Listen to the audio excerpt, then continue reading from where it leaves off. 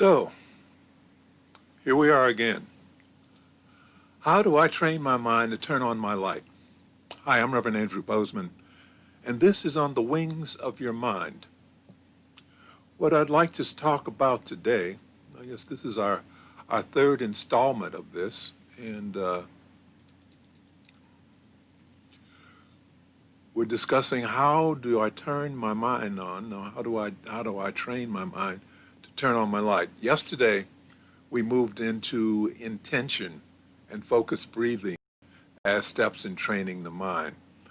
Soon we'll move into meditation. But before that we do that, let's talk a little bit about our culture and how it affects our mind. You know, we're surrounded by people, institutions, organizations, and governments of all types. You know, I guess all of them form the culture we live in and that we're influenced by. Culture is defined as the customary beliefs, social forms, and material traits of a racial, religious, or social group. Now, another definition of culture is the characteristic features of everyday existence, such as the way of life shared by people in a place or time. Now, our culture defines us, but our culture also confines us.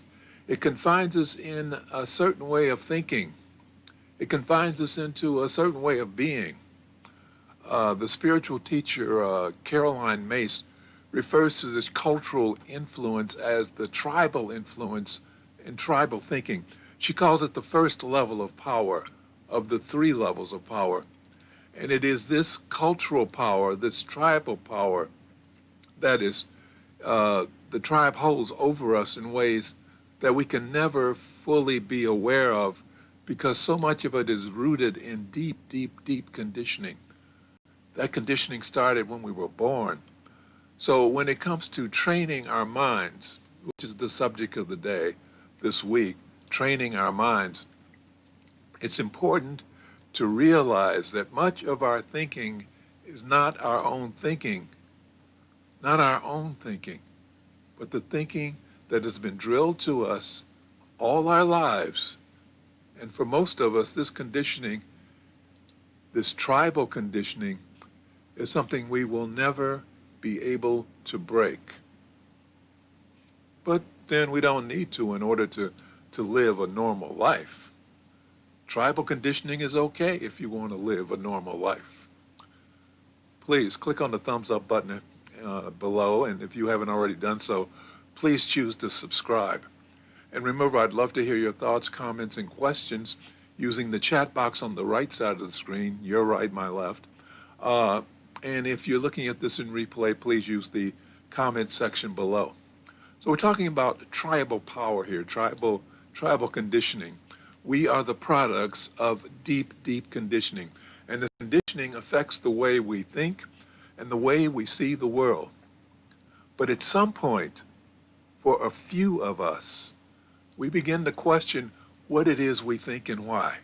We begin to question the validity of some of the things we believe, some of the things we've been taught, and we begin to disagree with some of those.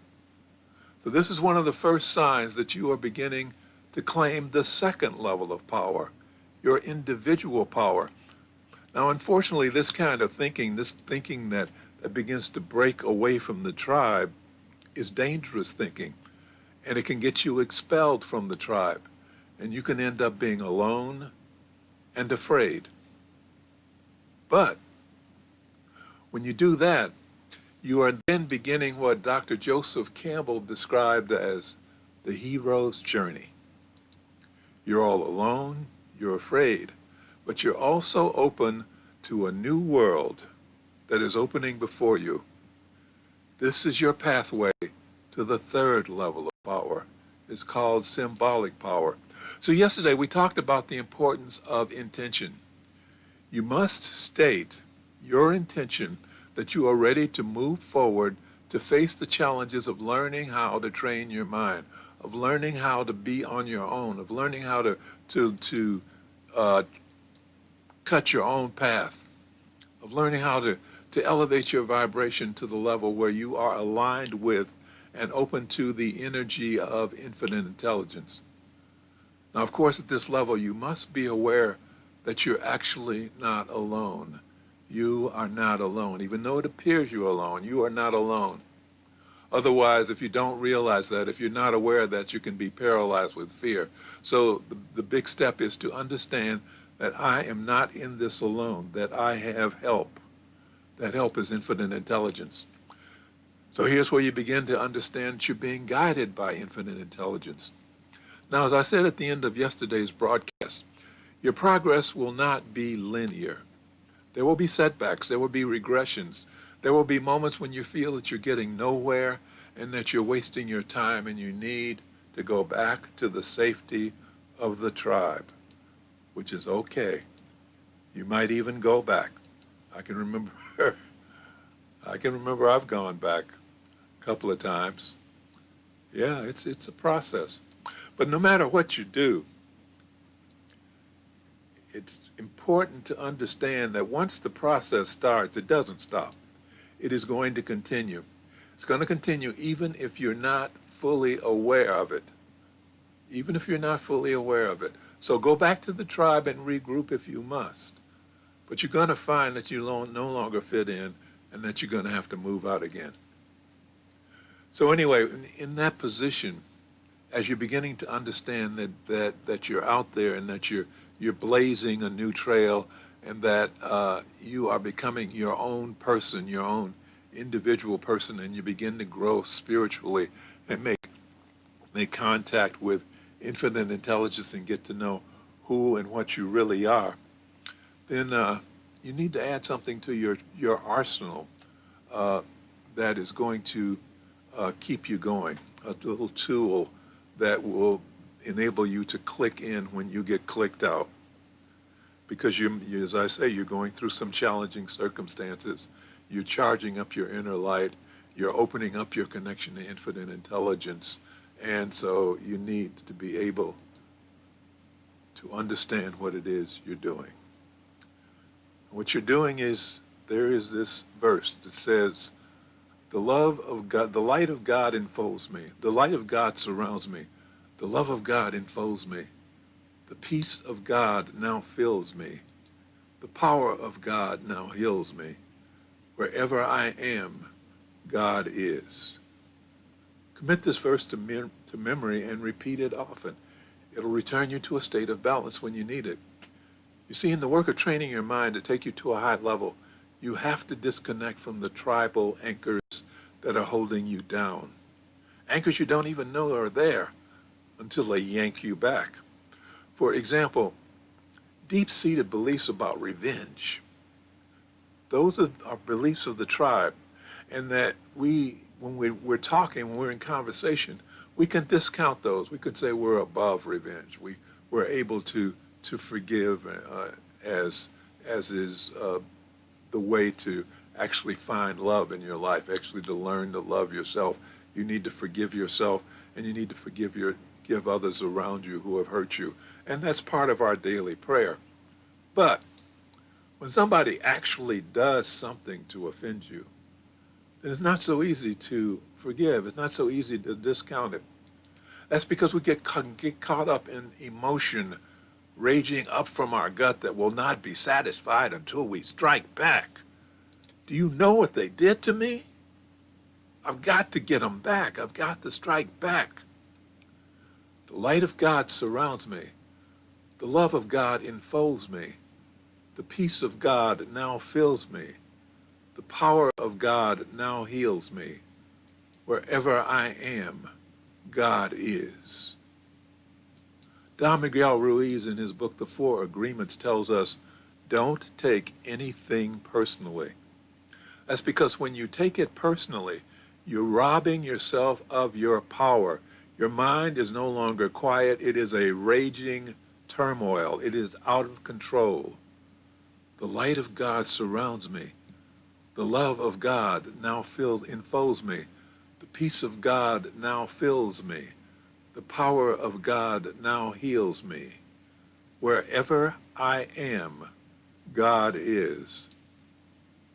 According to neuroscience, Your brain is actually made up of three brains: the reptilian brain, the limbic brain, also known as the emotional brain, and the prefrontal cortex, which is also known as the rational brain.